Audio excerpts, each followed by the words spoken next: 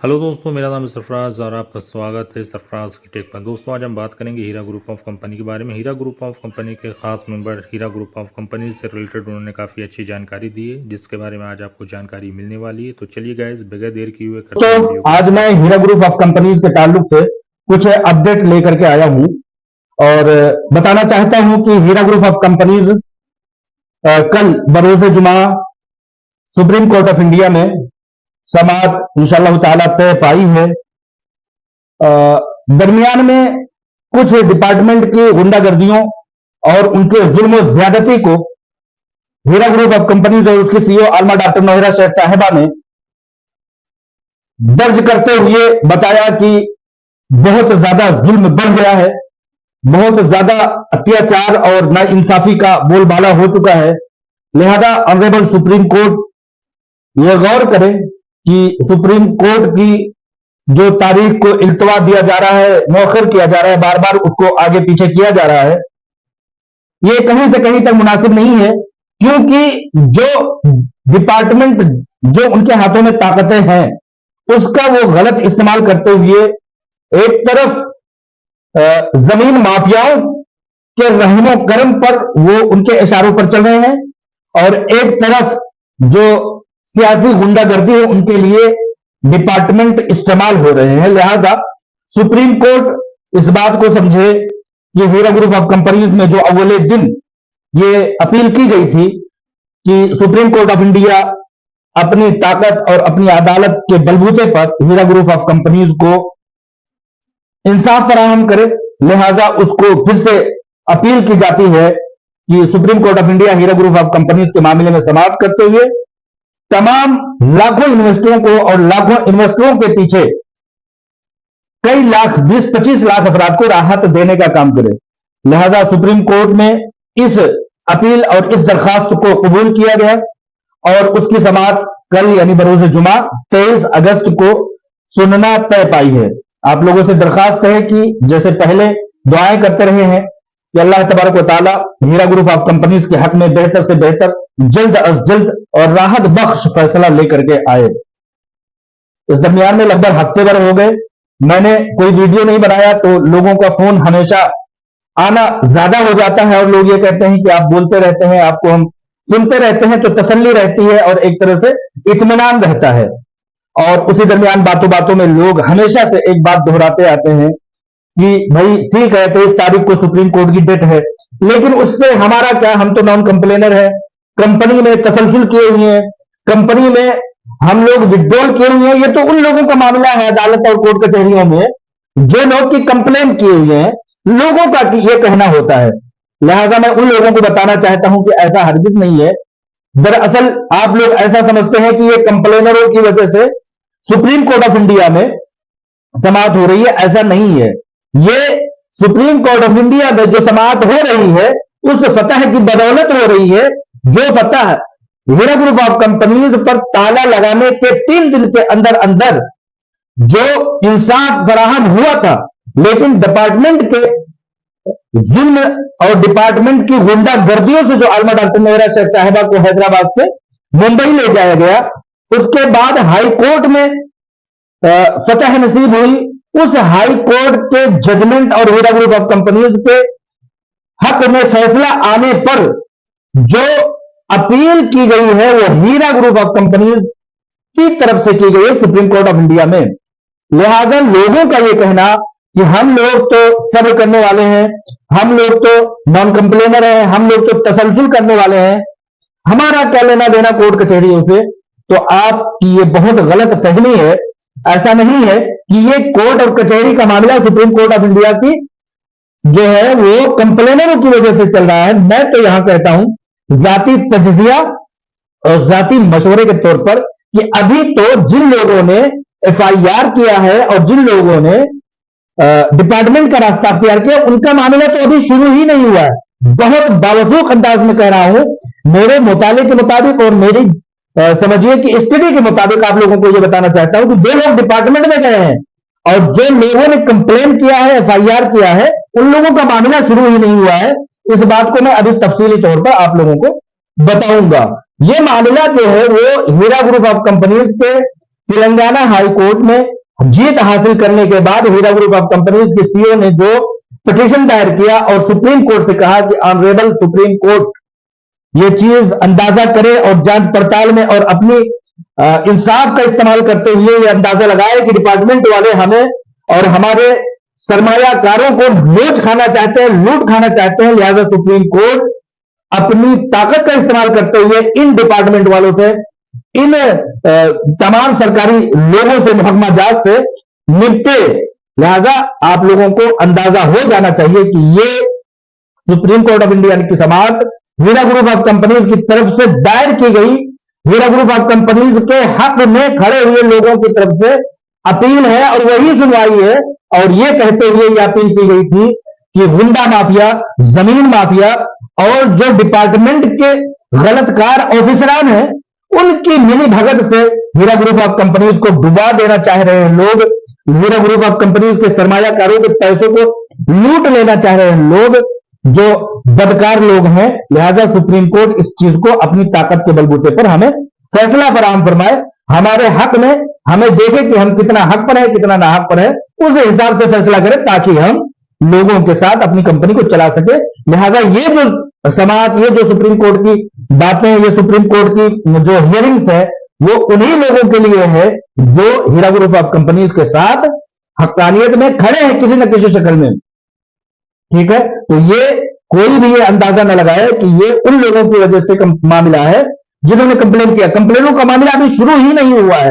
मैं बताना चाहता हूं आप लोगों को, मैं आप लोगों को बताना चाहता हूं कि बहुत सारे लोग ये भी कहते हैं कि भाई क्या पैसे मिलने के इम्कानात हैं। मतलब सबसे बड़ी बात तो ये आपका पूछना ही सबसे बड़ा इम्कान की दलील है। और मैं एक अलग अंदाज में, अपने अंदाज में आप लोगों को बताना चाहता हूं कि इम्कान है 101% नहीं बल्कि 1000% इम्कान है। कितने भी परसेंट आप बना लीजिए, लाखों करोड़ों परसेंट इम्कान है।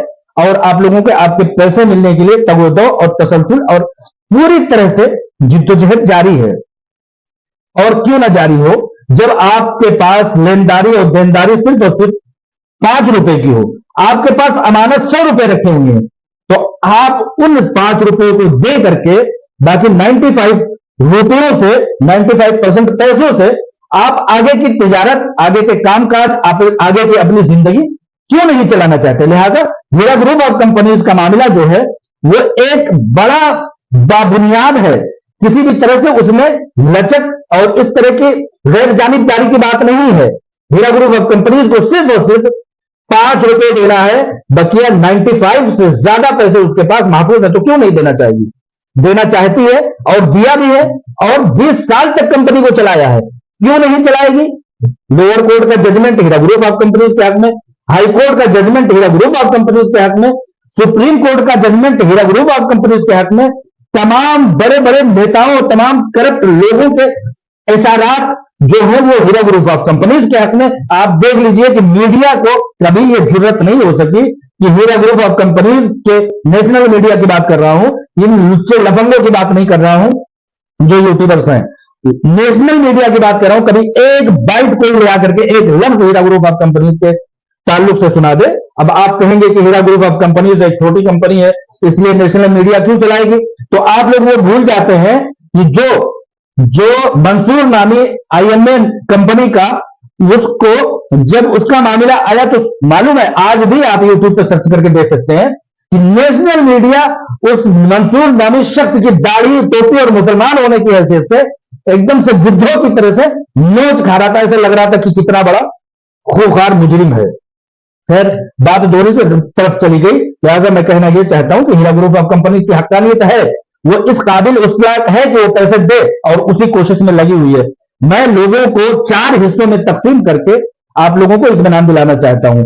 आप ये समझ लीजिए कि हीरा ग्रुप ऑफ कंपनीज के पास 100 करोड़ रुपए हैं, उसको मिसाल के तौर पर 100 रुपए मान लीजिए, और पब्लिक जो है वो समझिए कि उनको 4 हिस्सों में आप तकसीम कर दीजिए। 100 लोगों को 4 हिस्सों में तकसीम कर दीजिए।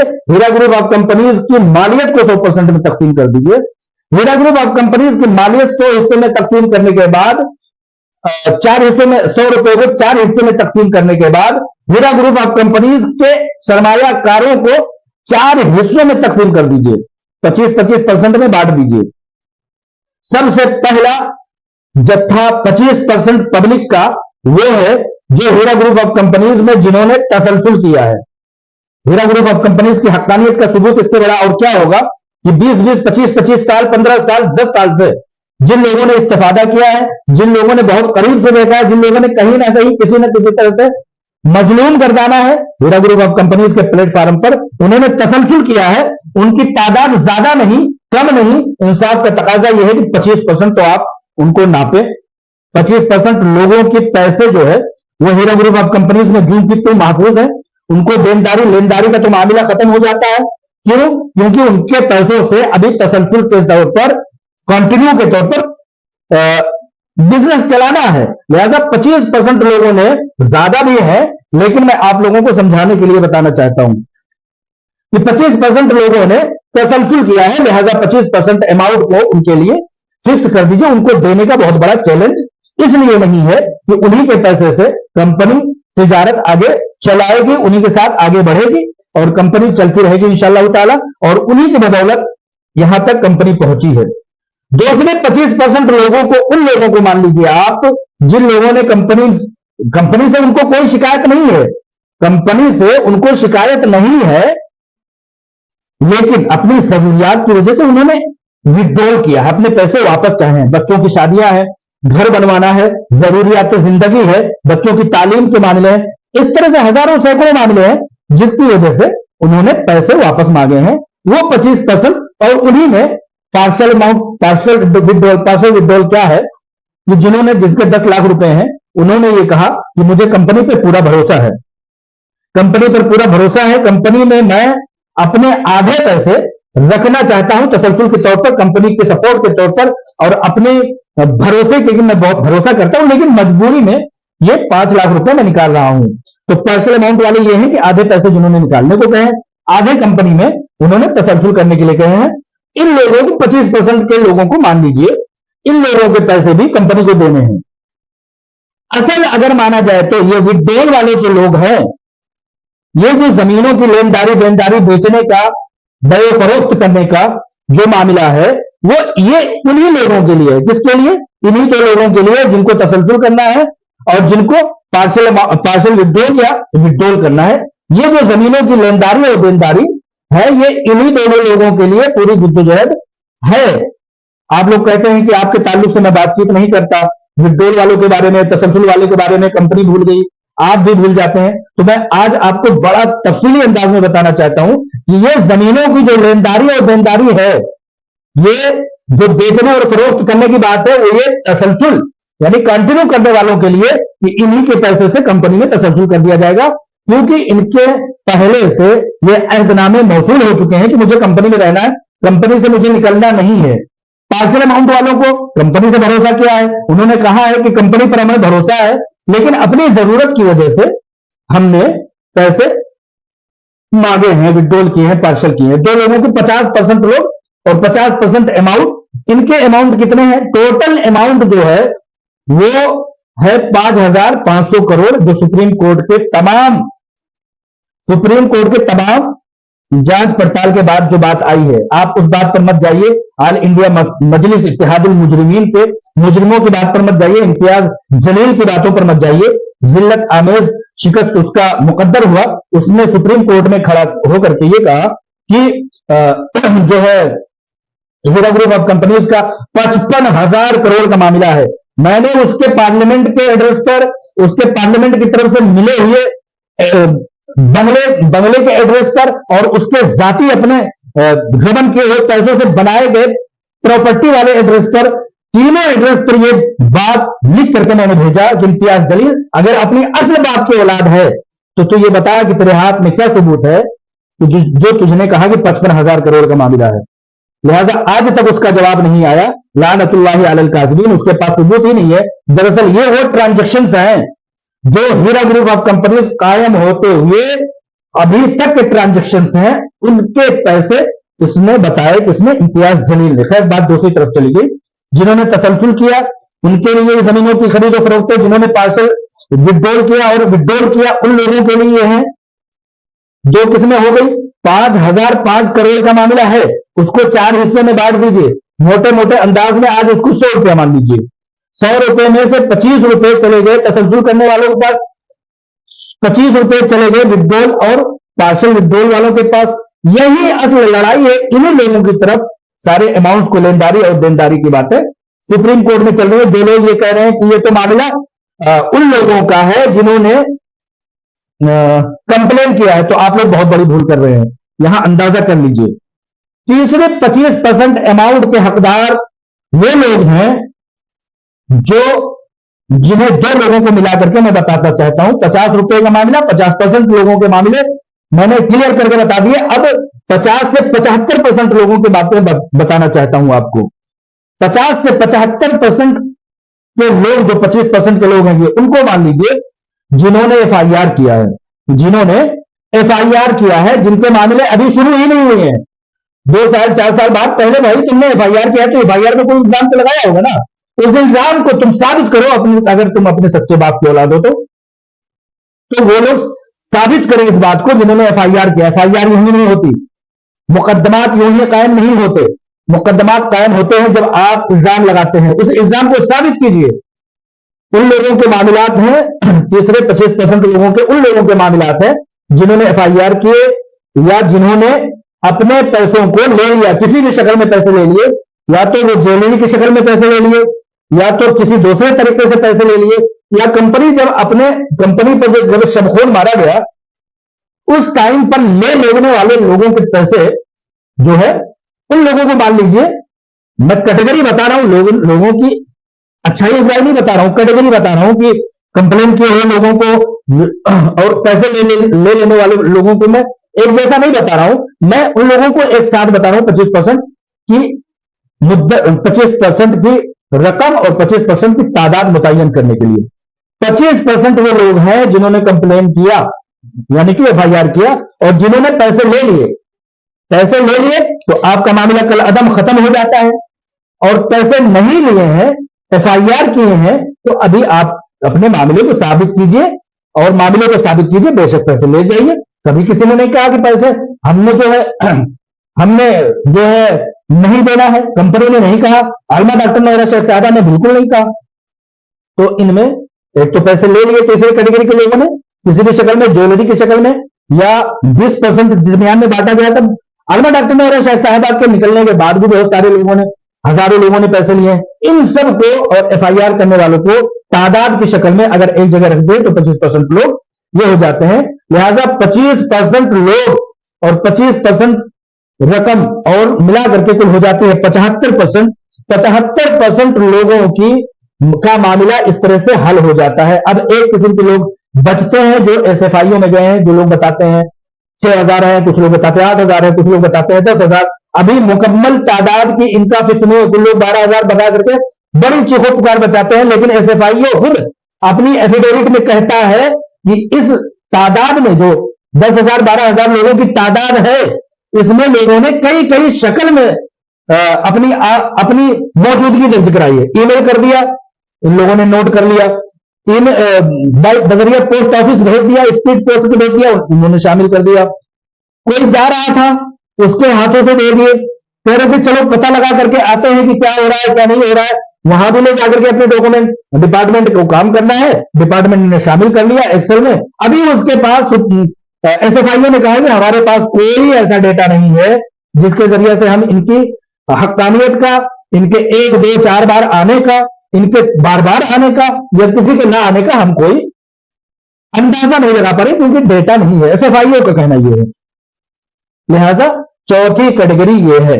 अब मुद्दे लुबाब कुल मिलाकर के यह है कि लोगों को जो पैसे देने हैं, अच्छा एसएफआईओ में जो लोग गए हैं उनसे क्या क्या चीजें मांगी गई है? आपका पैन कार्ड, आपके सोर्स ऑफ इनकम, कहां से कमाए, कहां से लाए, कहां से दिया, कहां से लिया, इनकम टैक्स भरा कि नहीं भरा, ये सारी चीजें भी डिपार्टमेंट क्लियर करेगी। डिपार्टमेंट सरकारी है, सरकारी काम में टाइम लगता है। लिहाजा जो लोग एसएफआईओ में गए हैं वो चंद एक चीजों को क्लियर करेंगे, फिर उनके मामला कंपनी के साथ शुरू होंगे। एसएफआईओ डेटा हासिल करेगी, एसएफआईओ ना कि कंपनी। एसएफआईओ डेटा हासिल करेगी, मैच करेगी, कौन शख्स 2 बार आया, कौन 1 बार आया, कौन फर्जी है भाई। बहती गंगा में सब लोगों ने हाथ धो लिया, चलो ठीक है, हमने विड्रॉल कर लिया, लेकिन फिर भी लोगों को जो है जैसे कहा जाता था ना कि आप एफआईआर करो 3 दिन में पैसे, तो उसी तरह से बहुत सारे लोग घूम फिर करके कह रहे थे कि भाई मामला गर्म है, डॉक्टर मेहरा शेख साहिबा देख थोड़ी रहे, डेटा है नहीं, तुम भी दर्ज कर दो, तुमने पैसे ले लिए ना, पैसे ले लिए, तुम भी अपने जो फोटो कॉपी रखी हुई है उसको दाखिल कर दो, तुम्हें डिपार्टमेंट पैसा दिला देगी। ऐसे लोग भी शामिल है उसमें। गया कहना रह गई बात, एसएफआईओ में गए हुए लोगों का एक मामला जो है ना, वो ये भी है कि एसएफआईओ में जाने वाले लोगों का ये अपील होता है, वो कहें ना कहें, लेकिन मतलब होता है डिपार्टमेंट में जाने का कि जिस तरह से आपने एफआईआर किया या किसी ने एफआईआर किया तो एक इल्जाम लगाता है, वो इल्जाम लगाता है और कहता है कि मेरे पैसे गबन हो गए, मुझसे छीन लिए, मुझे लूट लिया, मुझे ये किया, मुझे वो किया, तमाम तरह से फिर जाकर के एफआईआर दर्ज होता है। उसी तरह से एसएफआईओ में जाने वालों का भी एक लीगल मैटर होता है। वो लीगल मैटर क्या होता है कि honourable SFIO serious fraud investigation साहब, आप ऐसा कीजिए कि इस कंपनी में मेरा मामला है, मैं आपसे क्लेम करता हूं, आपको पता हो ना पता हो, लेकिन लीगल मामलात कुछ इस तरह से होते हैं जब आप वहां पहुंचते हैं तब। ऑनरेबल सीरियस फ्रॉड इन्वेस्टिगेशन साहब, मैंने वहां पर कंपनी में पैसे लगाए, फुला कंपनी में, लिहाजा मेरे पैसे मुझे दिलाने में मदद की जाए। बेशक कंपनी ने गलत किया, अच्छा किया, बुरा किया, लेकिन मैं इतना जानता हूं कि मैंने अभी तक जो कमाया, जो गंवाया, जो इनकम किया, जो दिया, जो लिया, जो सारी चीजें, वो सारी चीजें मैं पेश करता हूं और ये सरेंडर करता हूं कि कंपनी से मेरे पैसे वो दिला दिए जाएं जो मेरे बचे हुए हैं। तो लिहाजा यहां पर कहने का मतलब यह है कि मेरे वो पैसे जो मैंने कमा लिए हैं उसको काट लिया जाए और मेरे वो पैसे जो रह गए हैं वो मुझे दिला दिए जाएं। एसएफआईओ में जाने का मतलब यही होता है और कोर्ट कचहरी कानून के हिसाब से, एसएफआईओ में जाने के हिसाब से, डिपार्टमेंट का रास्ता अख्तियार करने से कानून यही कहता है कि जो लोग आपके प्लेटफॉर्म पर आए यानी एसएफआईओ के, उनको उनके पैसे जो उन्होंने कमाए हैं उसको काट लिया जाए, यानी रोक लिया जाए, और उन्होंने जो बचा है, मिसाल के तौर पर 25 रुपए कमा लिए थे, 25 रुपए हासिल कर लिए थे, बचा 75 रुपए, तो वो 75 रुपए इनको दे दिया जाए। कोर्ट, कानून और कचहरी के मुताबिक यही होता है एसएफआईओ में जाने वालों का। लिहाजा ये चीज भी एसएफआईओ के मैटर में जोड़ दी जाए। कुल मिलाकर के यह है कि जो मामला पूरा है 5,005 करोड़ का, 500 करोड़ का, उनको तकसीम किया गया 4 हिस्सों में, यानी कि लगभग समझिए कि 1200 करोड़ रुपए सब पर आते हैं। पैसे देने के अभी चैलेंजेस किसको हैं? उन लोगों को जिन्होंने तसलसल किया, जिनके पैसे कंपनी में रह जाने हैं, और जिन्होंने पार्सल विड्रॉल किया है उनके पैसे देने की। तो लिहाजा 4 हिस्से में तकसीम किया, 500 करोड़ को, 5,500 करोड़ को, 12.5 करोड़ रुपए, 12,500 करोड़ रुपए लोगों के हिस्से में आते हैं 4 हिस्सों में। जो जमीन बेची जा रही है, लोग पूछते हैं ना कि कैपेबल है कि नहीं कंपनी। मैं यही कैपेबिलिटी बता रहा हूं। कैपेबिलिटी ये है कि जो 640 करोड़ रुपए की जमीन फरोख्त की जा रही है, ओनली सिंगल प्रॉपर्टी, उसी से ही ये मामला खत्म हो जाएगा। बकिया लोगों के मामले इल्तवा में रहेंगे। किनके इल्तवा में रहेंगे? जिन्होंने डिपार्टमेंट का रास्ता अख्तियार किया है, इल्तवा में रहेंगे उनके जिन्होंने एफआईआर किए। साबित करो भैया, अपने मामलात को बताओ, कहां से कमा के लाए, कहां से गंवाए, कहां से इन्वेस्ट किए, इनकम टैक्स दिया कि नहीं दिया। उन लोगों के मामले अभी इल्तवा में रहने वाले। होने वाले मामले किसके हैं? उन्होंने जिन्होंने विड्रॉल किया है, जिन्होंने तसलसल किया है। लिहाजा ये जो 640 करोड़ रुपए की अमाउंट की जमीन फरोख्त की जा रही है, ये सिर्फ और सिर्फ एक जमीन है। बहुत गौर करके सुन लीजिए, सिंगल प्रॉपर्टी है, एक जमीन है। एसएफआईओ की, ईडी की रिकॉर्ड के मुताबिक 95 प्रॉपर्टीज हैं और बेची कितनी जमीन जा रही है? सिंगल, और सिंगल में ही सारे लोगों के मामला सेटलमेंट हो जा रहे हैं। अभी एसएफआईओ ने बताया कि 110 प्रॉपर्टी है। मैं कहता हूं 90 मत मानो, 110 मत मानो, 100 मान लो, 100 प्रॉपर्टी मान लो। एक प्रॉपर्टी बेच करके सारे लोगों के पैसे अदा हो जा रहे हैं। कंपनी चलेगी। जो लोग तसलसल किए हैं वो लोग तसलसल में कंपनी के साथ रहेंगे। उन्हीं लोगों के साथ इंशाअल्लाह ताला आएंगे जो कि नए इन्वेस्टमेंट कर रहे हैं और पार्सल अमाउंट पार्सल अमाउंट देने वालों का चैलेंज है। जिन्होंने कंप्लेन नहीं किया, जो कोई डिपार्टमेंट में नहीं गए, उन्हीं लोगों के, सारे लोगों के मामलात के हल करने के लिए सुप्रीम कोर्ट ऑफ इंडिया में हीरा ग्रुप ऑफ कंपनीज इतनी जिद्दोजहद कर रही है। डिपार्टमेंट में गए हुए लोगों का वक्त लगेगा, चाहे वो जो पैसे ले लिए उनका तो मामला ये खत्म, लेकिन जिन्होंने डिपार्टमेंट का रास्ता अख्तियार किया, जिन्होंने FIR किया, उनको तो बहुत कुछ साबित करना है। जज़ाकल्लाह खैर इतना वक्त देने के लिए, सुनने के लिए। मैं समझता हूं कि आज की वीडियो मुझे भी पसंद आएगी, आप सबको भी पसंद आएगी। अस्सलाम वालेकुम रहमतुल्लाहि व बरकातुहू।